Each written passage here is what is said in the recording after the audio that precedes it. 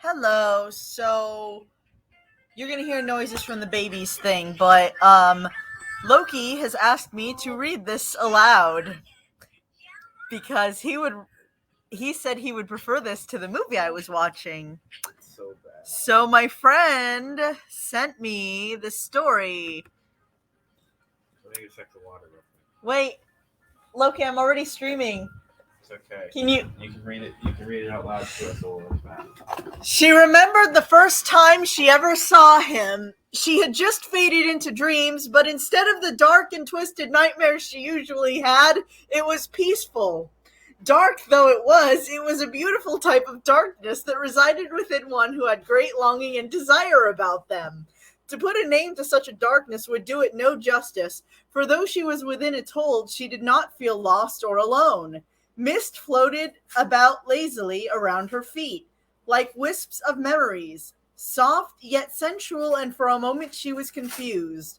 This was not her dream, for she did not dream of such things, nor had any need to, for she had long ago given up on such emotions that had at one point seemed hell-bent on destroying her. Love, desire, trust. These were things she had long ago ceased to believe in, and yet this darkness echoed with them. The nights her first mates took their lives, and she was left alone to give birth to and raise her triplets alone. She buried what was left of her heart and never looked back. Yes, this is that lady. Yes, this is that character. Yes. Giving only what was left of herself to those three tiny miracles, and to them alone. No one else would ever hold that place within her again. That she had vowed. And yet, this darkness she now found herself within was a mystery of itself, yet in it she felt not afraid. No fear, which was strange given the fact that she wandered in darkness. That alone should be terrifying, and yet it wasn't. There was a sensation of a kind, like she was waiting for something, and yet she had no knowledge of what it was, no idea where she was, for this was not something she was used to, and while she was left to ponder her dilemma, was when she saw him. Approaching out of the ether like a ghost, a man appeared, shrouded in shadow. It caught her attention right away. Lucius, what does the ghost say? The ghost says, boo. He said boo. Yeah. The ghost.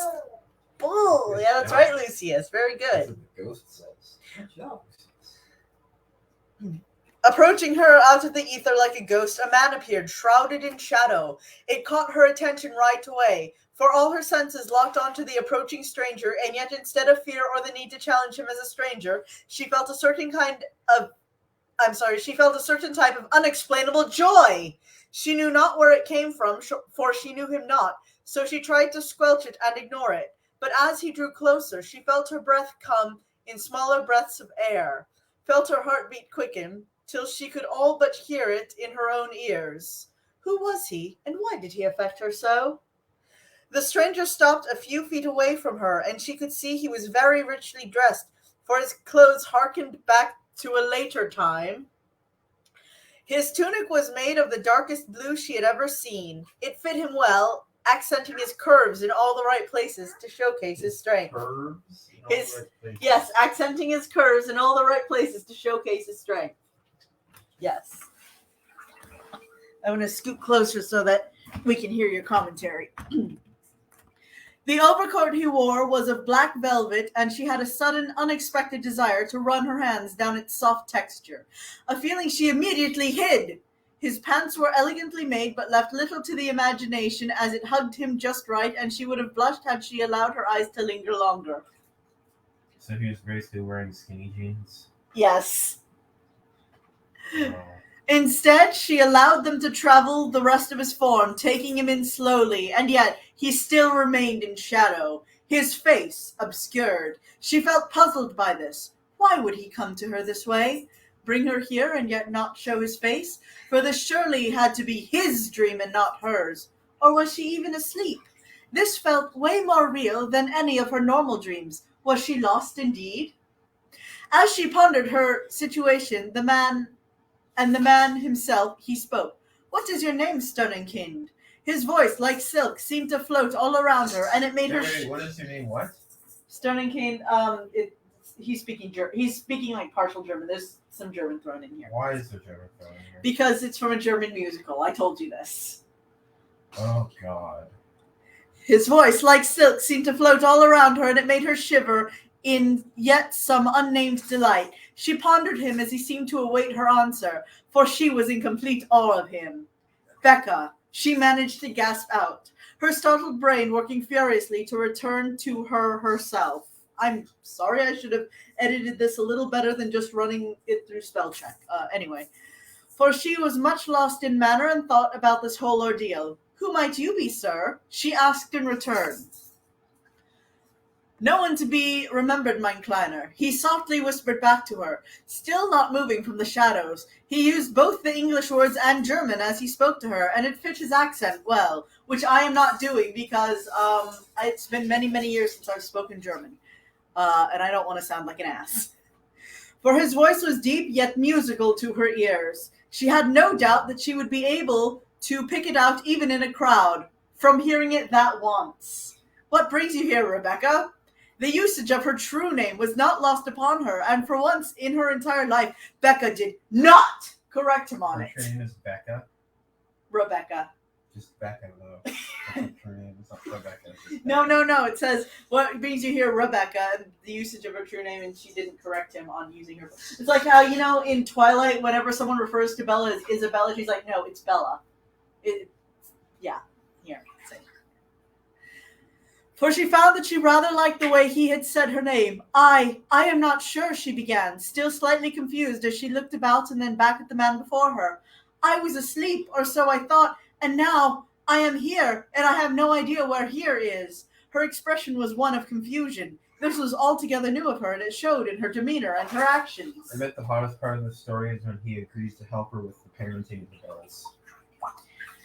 No matter where he is, long as you are with me, you will be safe. Where here is, okay. Her mysterious stranger said as if to soothe her. This has never happened to one such as yourself before, he inquired. And the baby farted. I apologize. Lucius's butt is providing its own commentary on this fic. No, never. Was her soft reply. It's supposed to say was her soft reply, but it says sauce her soft reply. That was my mistake. Okay.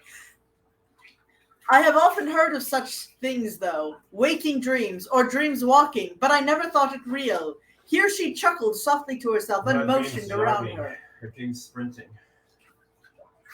And yet, driving. Here I be, with no idea as to why. She tilted her head like a puppy as she looked up at him, trying to discern some features he may yet possess. But he, reading her purpose, moved a few steps back into the darkness that shaded him from her sight. What other features might he possess, right? Like, basically she listed off everything that was interesting or relevant about his physical form.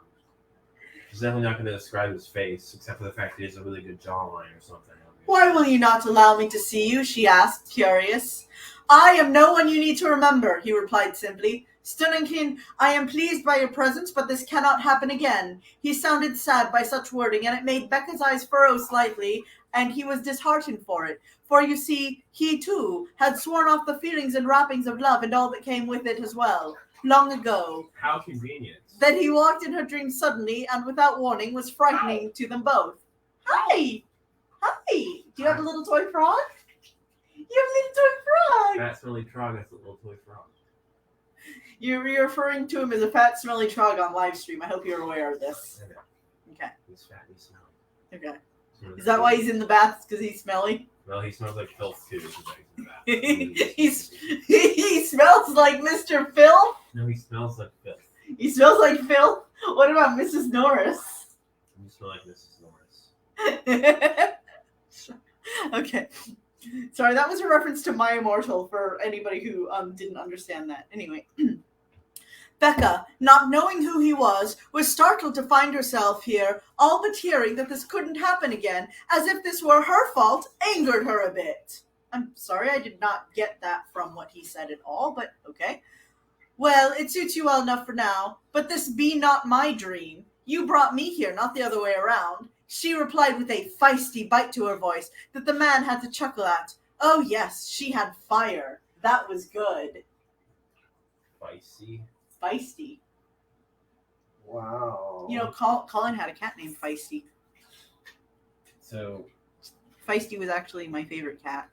Actually, Feisty and Mudslide were my favorite cats. I remember them. Yeah. You are a conundrum, mein kleiner fire sprite. Oh god, What? she You are refers to conundrum? you are a conundrum. She refers to Freya as a fire sprite too, or at least her version of Dark Lord does. Anyway, and it is to this fire that I do not wish to be burned upon. It is to this fire that I do not wish to be burned upon. Okay. He spoke in cryptic riddles that it just about drove Becca mad. There's nothing cryptic about anything he's saying. She had no idea who he was. Couldn't even see him fully, and he had brought her here. Why was he acting like this? He gave no answers, and yet they played off of each other so well. No. No, they don't. She would not think such thoughts. They were His speech is clunky and poorly written. They don't say there's nothing that plays off of anything else. The only thing that's going to be playing off of anything else is his penis on her vagina. But we'll get to that moment. Not in this chapter. Well, we will eventually, I'm sure. She would not think such thoughts. They were forbidden, and as he said, they wouldn't see each other again after this night. No sense in trying to get to know him then, but just that small part of her wanted to. For in this place all was silent, all was still. Silent night. Yeah, she gotta get that strange dick. All is strange. All is dick. Yeah, she's already got 3 kids. She's already got 3 kids. And since he's a vampire, all he needs to do is just turn into a bat and fly into her cave. Vampire, all he needs to do is fly into Or turn into mist and fly into her cave. Either way. As a bat or as mist. I'm sorry. I know that was horribly off key. I'm trying not to laugh. It's just like that song Dracula versus Dracula by ERB, Epic Rap Battles. Oh, I haven't heard that one. Hi, cutesies. Yeah, so basically what happens is that there's like a line in that where he's like, I dissolve into mist and bone Winona Ryder. That's what he's gonna do. Although I don't really understand the function or benefit of dissolving into mist to have sex with a woman, but I mean, it's something. All was peaceful, and she had not yet known such a feeling in centuries, it seemed. Do not worry yourself so, Liebling. He tried to attempt to make amends. What the hell is a Liebling? Liebling, little one, I believe.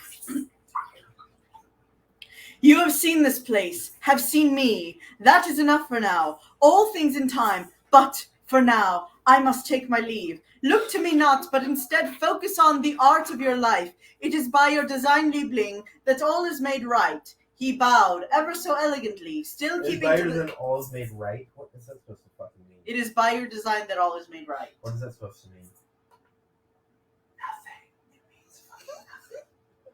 Audience, what does this mean? Answer in the comments below. Or no, maybe it means that her vagina is going to solve all his problems. He bowed ever so elegantly, still keeping to the shadows, and then straightened. Farewell, it has been a pleasure. So your vagina doesn't do that for me. Fix all your problems? If my car has a flat tire, your vagina's not going to fix it. I don't have a magical healing vagina for your flat tire car? How can you say such a thing? Why did I even marry you? Your vagina did not help me with that bank transfer a few days ago. My vagina couldn't help your bank transfer. Your vagina's not helping me run my Minecraft group. I mean, the fact that I have one has impressed some people in your Minecraft group. That's a very low bar for impressing. Fair. So saying, he turned and walked back into that rolling darkness and disappeared completely from sight.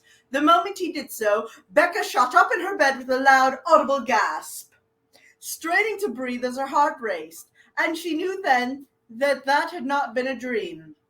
It couldn't have been. Not if she felt it so keenly. Somehow, though, Her she vagina tingled in anticipation or something. Somehow, though, she knew she would see him again. Okay, this is really unrealistic because she didn't wake up to screaming, crying, or the smell of poop. No, she woke up like this. She's like, Still unrealistic. her She triplets are adults. So no, she's not gonna wake up to screaming, crying. How old is this woman in the story? Remember when we read her character sheet and you said it sounded like Warhammer? How old is she though? Well, it said she hadn't felt peace in centuries, so presumably older than centuries. Presumably several hundred. This is before she met the vampires. So or several thousand years old. She's already like way over the wall, completely blown out. And this vampire. Okay, but she looks like Arwen, so she looks super young. I'm just imagining wrinkly, blown out, slightly obese Arwen. That's not what she looks like. That's what she looks like. No. Lucius, is that what she looks like? Lucius. Is that what she looks like? No, Lucius is playing with his toy. Don't drag him into this. Is that what she looks like, Lucius? Hand me the toy. Somehow, though, she knew she would see him again. Of that, she felt deep within her, though she could not say how or why. Please don't make another joke about her vagina. Safe in that knowledge, she laid back down and faded back to sleep. Questions, comments, concerns?